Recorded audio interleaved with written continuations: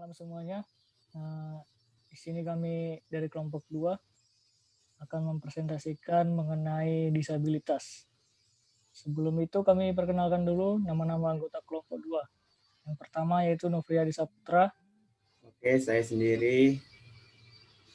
Yang kedua Dimas Ardiansyah tidak dapat hadir dikarenakan sedang bekerja. Yang ketiga Jogi Perwira, itu saya sendiri. Yang keempat Andreas Dwi Dewantoro, sedang bekerja juga. Oke, kita mulai. Yang pertama, apakah disabilitas itu? Disabilitas mungkin masih kurang familiar di sebagian masyarakat Indonesia. Di masyarakat Indonesia paling sering itu didengar sebagai penyandang cacat. Istilah disabilitas merupakan berasal dari bahasa Inggris, yaitu disability, yang berarti cacat atau ketidakmampuan. Namun dalam KBBI, kata disabilitas belum tercantum. Disabilitas adalah istilah baru pengganti penyandang cacat. Penyandang disabilitas dapat diartikan individu yang mempunyai keterbatasan fisik atau mental intelektual. Oke, next. Oke, B. Upaya pemerintah dalam menangani disabilitas di Indonesia. Mengingat tentang Undang-Undang Nomor 4 Tahun 97, yaitu penyandang cacat tidak memuat pengaturan seharusnya berspektif HAM.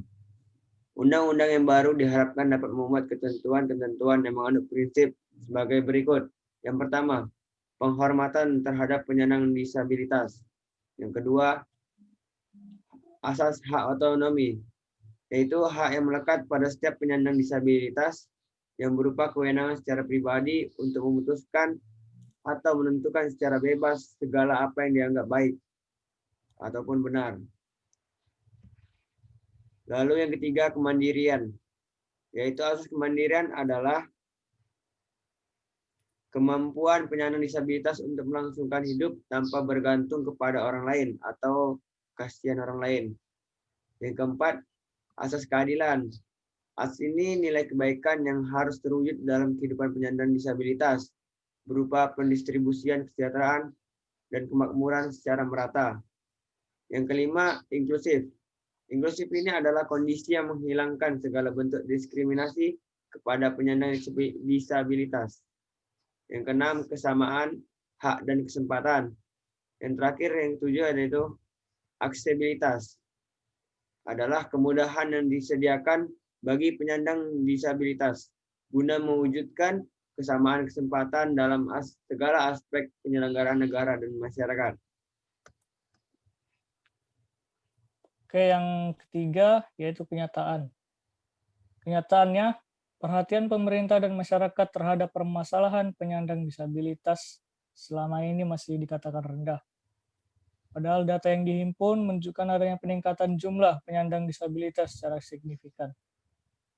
Hal ini dapat dilihat dari masih kurangnya sumber daya kesehatan bagi penyandang disabilitas, minimnya anggaran yang tersedia untuk penyelenggaraan perlindungan dan pemenuhan hak penyandang disabilitas juga merupakan permasalahan yang terjadi di lapangan.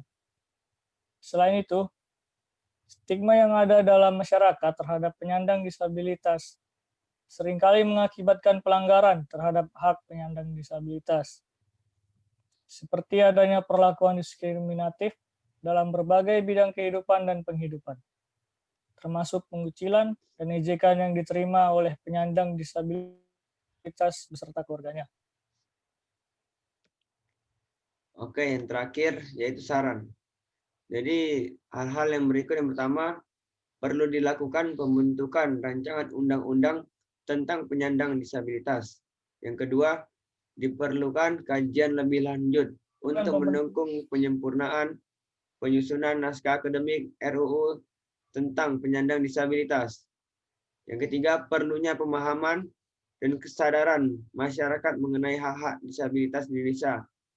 Dan tambahan untuk yang keempat, adanya edukasi kepada masyarakat supaya penyandang disabilitas atau penyandang cacat ini tidak merasa diasingkan atau didiskriminatif oleh masyarakat. Oke, sekian presentasi dari kami kelompok 2. Kurang lebihnya kami mohon maafkan.